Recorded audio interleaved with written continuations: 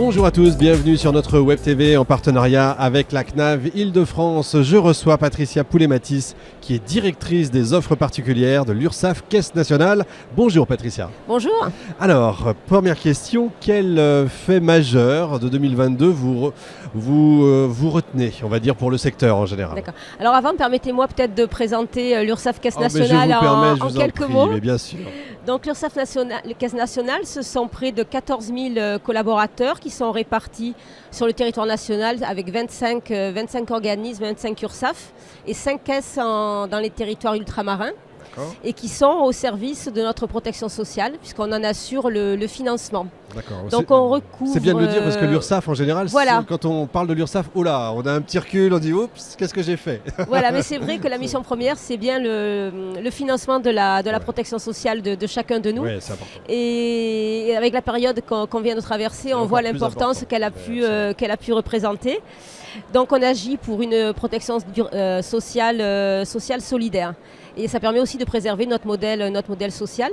Donc on finance juste quelques chiffres, plus de 500 milliards de cotisations qui sont répartis auprès de différents attributaires.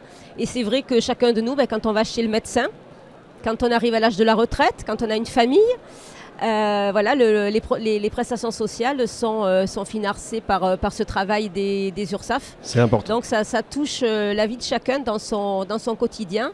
Et de plus en plus aussi, les URSSAF sont en proximité des usagers. Et on l'a bien vu dans la période de la crise sanitaire, ce que ça a pu représenter. Et notamment pour les salariés des particuliers employeurs, on a pu mettre en place une indemnité de chômage partiel qui a permis à un nombre très important de personnes de continuer à percevoir un revenu, même si elles n'avaient plus d'activité. Donc exact. Voilà, très rapidement, non, c'est bien. C'est important, quelques mots de contexte. C'est important de le rappeler parce que je rigolais tout à l'heure, mais c'est important de savoir où passent nos impôts. Voilà. On paye quand on est chef d'entreprise. Cotisation sociale. Oui, bon, si vous voulez. D'accord. On revient. Non, mais c'est important quand même de dire à quoi ça sert et que c'est pas juste pour donner à l'État. Quel fait vous retenez de 2022? Est-ce que c'était une bonne année? Alors ça a été, comme les années précédentes, une année de grande activité, notamment pour le domaine dont j'ai la responsabilité, en particulier tout ce qui a trait au travail domicile et aux particuliers employeurs, puisque nous avons ouvert un nouveau service qui est très attendu, qui s'appelle le service avance immédiate. Donc en quelques mots, là encore, oui, en quoi est-ce que ça consiste? C'est pas forcément évident pour tout le monde. Voilà. Donc mais c'est important. C'est un service qui répond à une idée très simple. Pourquoi est-ce que je suis obligée d'attendre plusieurs mois avant de toucher mon crédit d'impôt quand j'ai recours à du service à domicile? Alors la question est simple, la réponse est plus complexe à apporter. Bon, vous avez 3 heures. Voilà.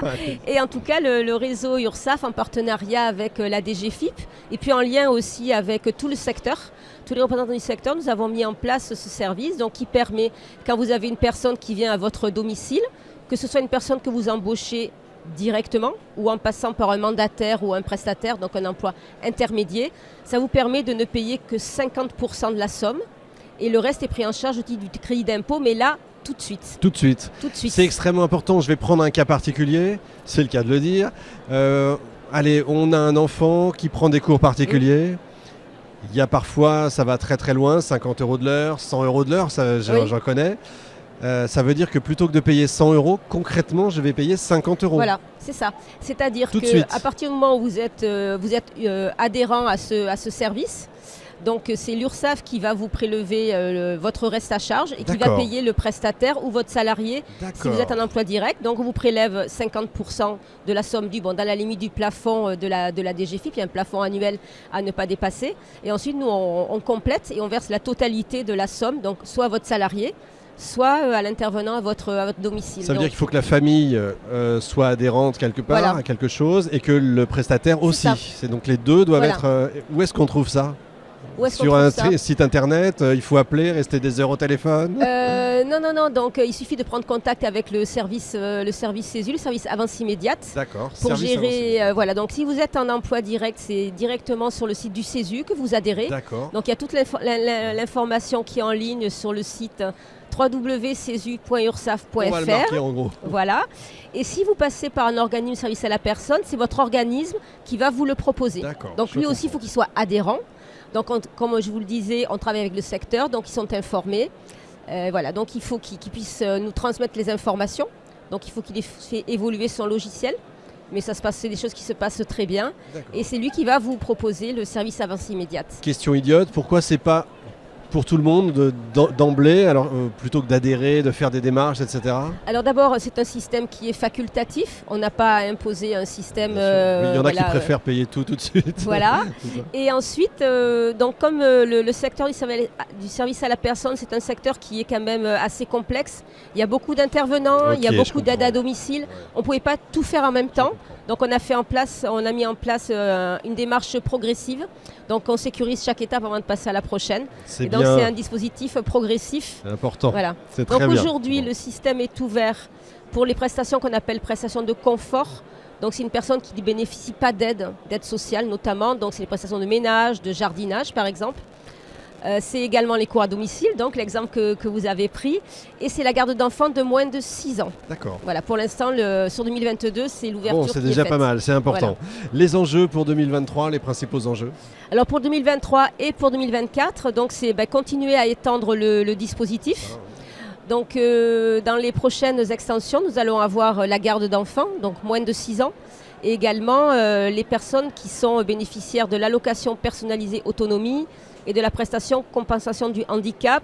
Alors en nom de code, c'est APA et PCH. Oh là là. Et ce sera ouvert à partir de 2024. Mais il y a un gros travail de préparation à opérer. Dans le back-office, comme on dit, ça travaille, ça bosse, ça mouline, c'est bien. Oui. Bon, c'est important. Si vous aviez une proposition pour 2023, allez, imaginons que vous soyez ministre demain matin, une proposition tout de suite à faire. Alors une proposition en étant ministre peut être un peu ambitieux, mais je crois que vous êtes vous-même utilisateur de services à la personne. Oui. Et si je suis bien informée, vous n'avez pas adhéré au service. C'est vrai.